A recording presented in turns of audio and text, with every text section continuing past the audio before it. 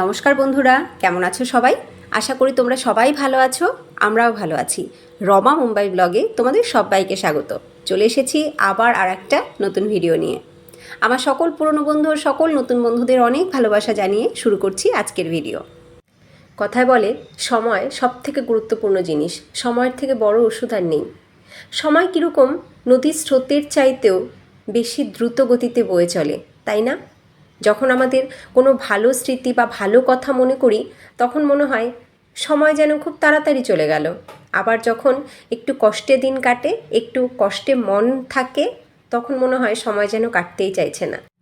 আমরা আমাদের মতন করে সময়কে আমাদের সাথে মিলিয়ে নিই।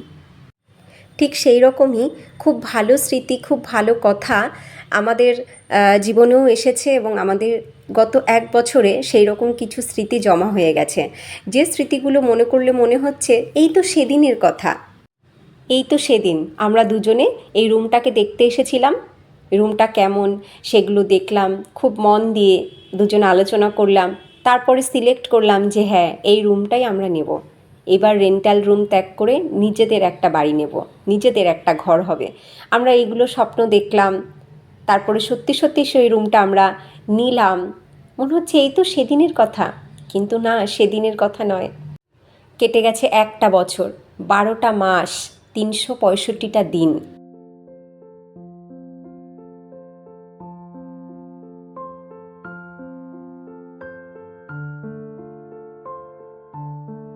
সেই দিনের কথা মনে পড়লে খুব আনন্দ হচ্ছে আজও।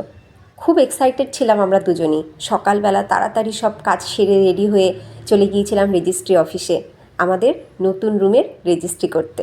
নিজেদের রুমটার রেজিস্ট্রেশন হয়ে যাওয়ার পরে সে কি শান্তি, কি আনন্দ! দুজনে মিলে রেস্টুরেন্টে এসেছিলাম খেতে, খুব এনজয় করেছিলাম সেই দিনটা। আজও মনে পড়লে মনে হচ্ছে এই তো সেদিনের কথা। তারপরে শুরু হয়েছিল আমাদের ঘরের কাজ, আমাদের ঘরের ইন্টেরিয়ার ডেকোরেশনের কাজ। কিভাবে ঘরটাকে সাজাবো, কোথায় কি রাখবো, কোথায় কোন ফার্নিচার হবে, কি রং হবে ঘরের, এইরকম কত ভাবনা একে একে মাথায় এসে ভিড় করেছিল। কিন্তু তার ভেতরে কত এক্সাইটমেন্ট ছিল। দুজনে আলোচনা করে এটা করব, এটা করব। আবার তার মধ্যে টাকা পয়সার চিন্তাও ছিল, কিন্তু সব কিছু মিলিয়ে মনে একটা আলাদা শান্তি ছিল, একটা আনন্দ ছিল।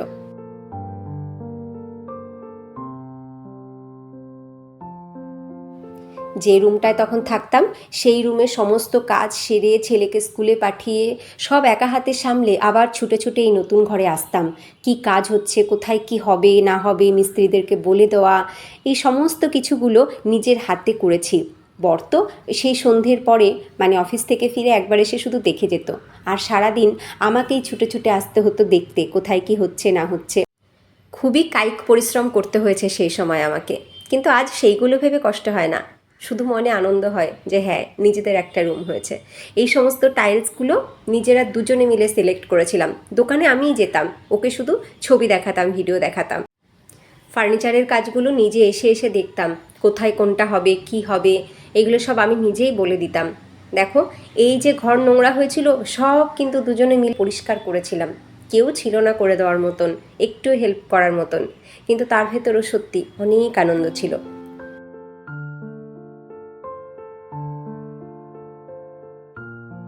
সেই সময় তোমরা যারা আমার সাথে ছিলে তোমরা জানো 7th ফ্লোরের এই রুম, কিন্তু 7th ফ্লোর পর্যন্ত আসার জন্য আমাকে সিঁড়ি দিয়েই আসতে হতো। লিফট তখনও চালু হয়নি এই বিল্ডিংয়ের, নতুন বিল্ডিং। তো সেই সিঁড়ি ভেঙে আমি উপরে উঠতাম, আবার নামতাম, দিনে 2 থেকে 3 বারও আসতে হয়েছে। যখন কাজ প্রায় কমপ্লিট হয়ে গেল তখন তো গৃহপ্রবেশের প্রস্তুতি, তখন সমস্ত জিনিসপত্র আনা, ঘরটাকে পরিষ্কার করা, প্রচুর খাটনি খেটেছি সেই সময় সিঁড়ি ভেঙে উঠে। দেখতে দেখতে একে একে ঘরের সমস্ত ফার্নিচারগুলো কমপ্লিট হয়ে গেল, কি ভালো লাগছিল সেই সময়। তারপরে চলে আসলো সেই দিন, ঘর রং করার সময়। ঘর রং হলো, তারপরে আমরাও ধীরে ধীরে প্রস্তুতি নিচ্ছিলাম আমাদের গৃহপ্রবেশের জন্য। কবে গৃহপ্রবেশ হবে সেই দিন ঠিক করা, ব্রাহ্মণের সাথে কথা বলা, পুজোয় কি লাগবে সেগুলোকে কিনে রেডি করা, কাদের নিমন্ত্রণ করব তাদের লিস্ট করা, বাড়ি থেকে কারা আসবে বাড়িতে সবাইকে বলা, উফ কত এক্সাইটমেন্ট। তারপরে চলে এলো সেই শুভ দিন, আমাদের গৃহপ্রবেশের দিন। আমার মা বাবাও এসেছিল, কি আনন্দ, কত খুশি ছিলাম আমরা দুজনেই।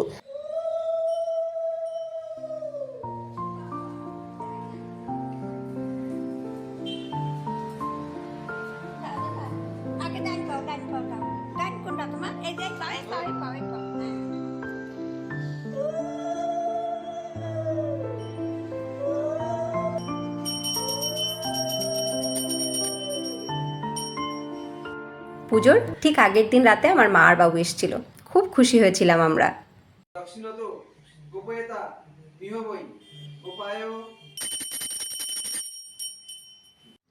রুমটা পুরো পরিষ্কার করা, পুজোর সব জোগাড় করা সব আমরা দুজনে মিলে করেছিলাম। দুজনের চোখ মুখ দেখলেই বুঝতে পারবে খুব ক্লান্তও ছিলাম, কিন্তু তার ভেতরেও আনন্দ ছিল অনেক।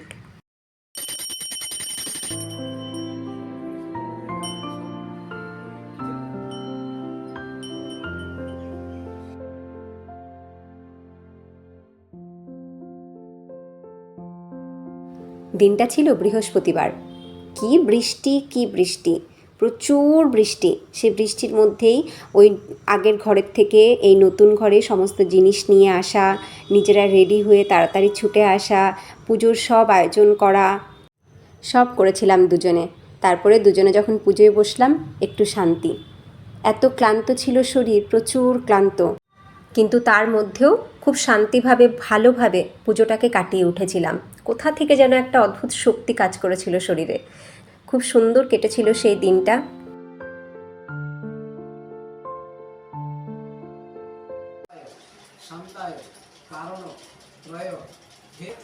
সত্যং গুণাদি লোকনাথং ত্রিলোকে তুলসীপত্রং সাং সত্যনারায়ণ।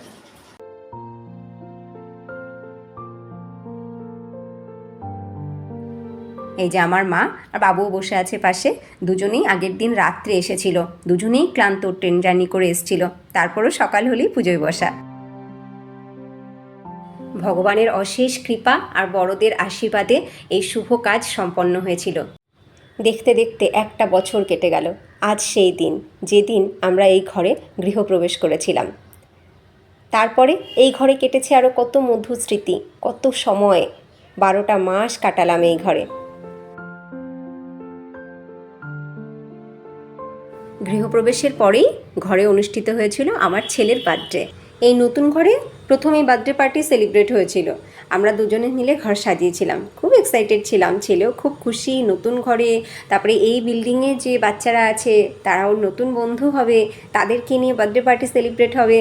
আমরা দুজনে আমাদের আগের যত পুরনো শোপিস, ওর যত খেলনা, সমস্ত কিছু এনে ঘরটাকে সাজিয়েছিলাম। সব জিনিসপত্র পুরনো ঘর থেকে নতুন ঘরে শিফট করা নিয়ে ব্যস্ত ছিলাম, কিন্তু তার ভেতরেই ছোট্ট করে বার্থডে পার্টিও সেলিব্রেট করেছিলাম। তারপরেই হয়েছিল আমার বার্থডে।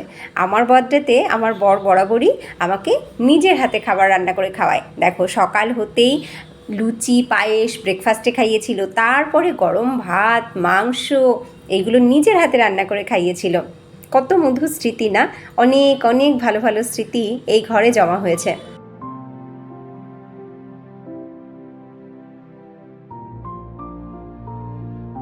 এই যে আমার বর প্রতিদিন সকাল হলে বেরিয়ে যেত, আর সেই 8:30 9টায় ঘরে আসতো। রবিবারগুলো একসাথে বসে ব্রেকফাস্ট এনজয় করতাম, আর সেই ব্রেকফাস্টে প্রায়ই কিছু না কিছু স্পেশাল বানানোর চেষ্টা করতাম।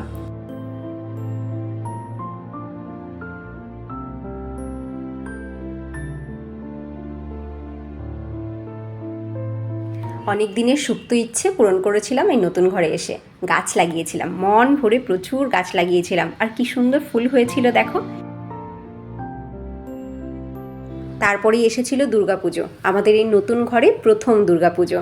আমরাও খুব আনন্দ করেছিলাম এই দুর্গাপুজোতে। তো প্রতিদিনই আমরা বেরিয়েছিলাম ঠাকুর দেখতে। সব বড় বড় দুর্গাপুজোগুলো দেখেছিলাম।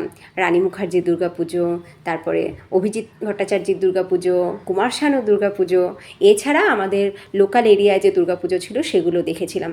রামকৃষ্ণ মিশনে গিয়েছিলাম দুর্গাপুজো দেখতে।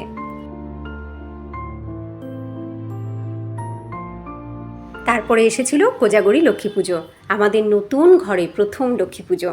খুব এক্সাইটেড ছিলাম, একা হাতে সব করেছিলাম। আমার বড় বাড়িতে ছিল না, তার তো ছুটি ছিল না, সে অফিসে ছিল। আমি সারাদিন উপোস থেকে একটু একটু করে সব গুছিয়েছিলাম।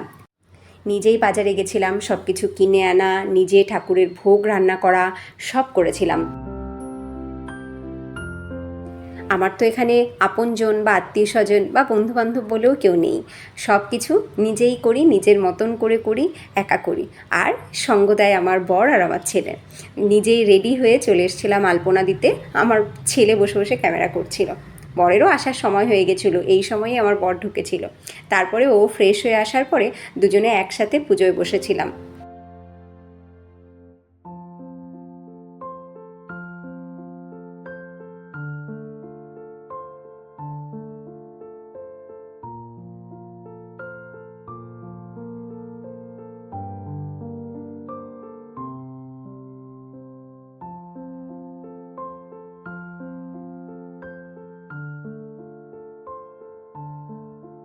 নিজের মতো করে নিজের হাতে সব গুছিয়ে ছোট্ট করে মা লক্ষ্মীর পুজোর আয়োজন করেছিলাম প্রথম বছর আমাদের নতুন ঘরে।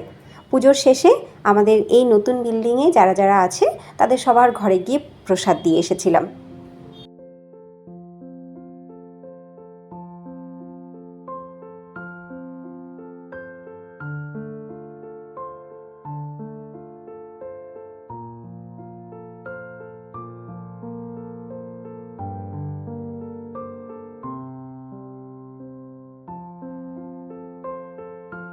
তারপরে ধীরে ধীরে উইন্টার সিজন আসতে শুরু করলো। দেখো কি সুন্দর গাঁদা ফুল হয়েছিল আমার গাছে, খুব সুন্দর গাঁদা ফুল, তারপরে নয়নতারা সব লাগিয়েছিলাম। এইগুলো হচ্ছে ব্যালকানিতে লাগানো। তারপরেই চলে আসলো দিওয়ালি। আর মুম্বাইতে তো দিওয়ালি খুব বড় করে সেলিব্রেট করে সবাই, তো আমরাও ঘর সাজিয়েছিলাম। ওই দেখো 7th ফ্লোরের যে লাইটিংটা হচ্ছে একদম উপরে, ওই রুমটা হচ্ছে আমাদের রুম। একদম টপ ফ্লোরে দেখতে পাচ্ছ ওই লাইটিংটা হচ্ছে আমাদের রুমের লাইটিং। খুব সুন্দর করে আমরা ঘর সাজিয়েছিলাম। নতুন ঘরে নতুন ফ্ল্যাটে প্রথম দিওয়ালি বলে কথা।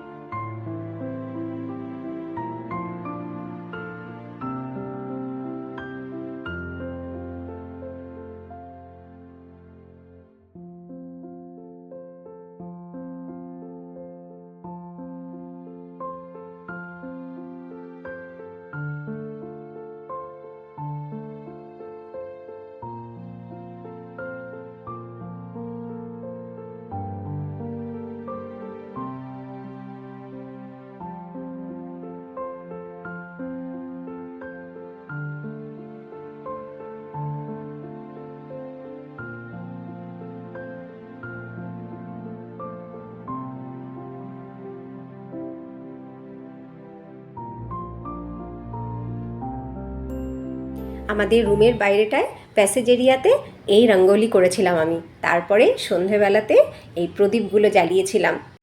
দারুণভাবে সেলিব্রেট করেছিলাম প্রথম বছর দিওয়ালি আমাদের নতুন ঘরে। এই রূপোর প্রদীপ জ্বালিয়েছিল আমার বর দিওয়ালির দিন সন্ধেবেলা। ধনতেরাস উপলক্ষে কিনেছিলাম এই রূপোর প্রদীপ।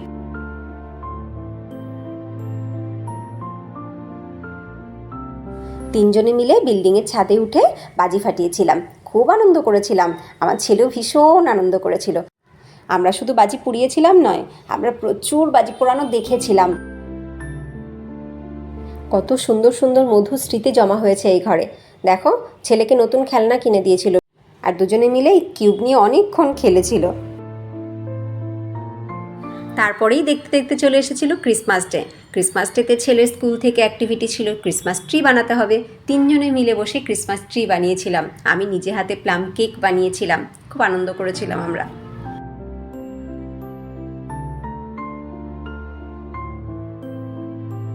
আর তারপরে জানুয়ারি মাস ছিল আমার বরের বার্থডে। নিজের মতন করে ছোট্ট করে বরের বার্থডে সেলিব্রেট করেছিলাম। আর কিছুই না, মানুষটাকে একটু আনন্দ দেওয়ার চেষ্টা করেছিলাম। যে সারা বছর আমাদেরকে হ্যাপি করার চেষ্টা করে, আমাদের মুখে হাসি ফোটানোর চেষ্টা করে, তার মুখে ওই একদিন হাসি ফোটানোর চেষ্টা করেছিলাম। সকালবেলা আটার লুচি আর তার সাথে পায়েস এই দিয়েছিলাম ব্রেকফাস্টে। তারপরে লাঞ্চেও বেশ কিছু রান্না করেছিলাম। লাঞ্চে করেছিলাম গরম ভাত, তার সাথে ছিল 5 রকমের ভাজা আর কিছু গ্রেভি আইটেম।